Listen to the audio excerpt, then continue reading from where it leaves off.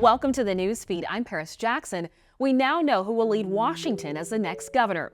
Bob Ferguson won a majority vote against his opponent, former Congressman Dave Reichert, in Tuesday's contentious election.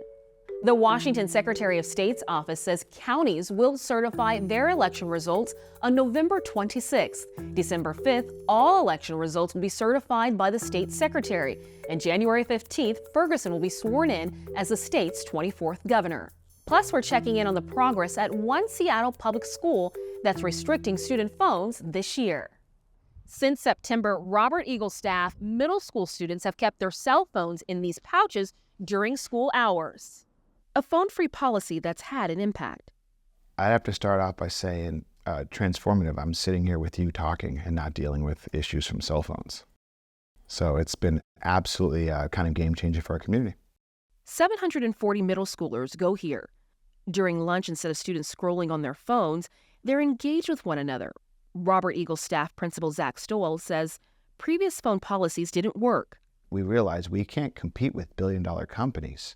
Like the social media aspect where we're reprogramming the way kids are in or out within 7 seconds, but then have to sit in a 53, 55, 58-minute class and engage with peers. Teachers see the difference too. I would say 99% of students have their phone away every day. I no longer worry about what the student is doing under the table when I see them not paying attention, right? I feel like their phone's away. I know that I can focus on teaching. Another Seattle public school, Hamilton International Middle School, has similar smartphone restrictions. Hamilton's PTSA surveyed teachers who fully support the policy, one anonymously writing, "I've seen huge improvements in kids' attentiveness to academics and face-to-face social interactions." Retired superintendent and education consultant Dr. Peter Stiepelman says nationwide, more than half of states have either introduced, enacted, or offered incentives through legislation or the Department of Education to move towards cell phone restrictions in schools. 77% of school districts across the nation have some sort of phone policy to say that they can only use their phones for educational reasons. However, the real issue is whether or not you can enforce that. And so in the case of Mercer Island, they decided to go with the Yonder pouch. It's an incredibly useful way of saying we're going to go phone free and support our kids. So kids maintain possession of their phone. They don't have to give up their phones, but yet they lock it and then they maintain it throughout the day. Phone Free says, look, we like technology and we want kids to leverage technology for their learning.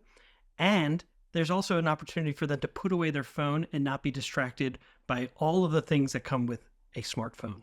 What we want to teach children are the important replacement behaviors about cell phones and how dangerous they can be. We're asking children without a fully developed prefrontal cortex to make rational and reasonable decisions when we can see that adults really struggle with their phones as well. It didn't really hit until we took students to 8th grade camp and we said no phones.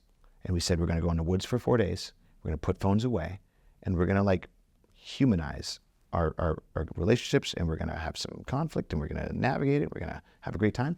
And I saw kids that were completely different on Orcas Island than they were in here. And I asked one kid, I said, what is this? Who is this? Who is this? I was like, people on their phones, I can do it myself. And when you think about kids not having an opportunity to be themselves, they live with this mask on, this posturing. And so it became evident that we needed to do something different. And they did. I'm Paris Jackson. Thank you for watching the Newsfeed, your destination for nonprofit Northwest news. Go to CascadePBS.org for more great local coverage.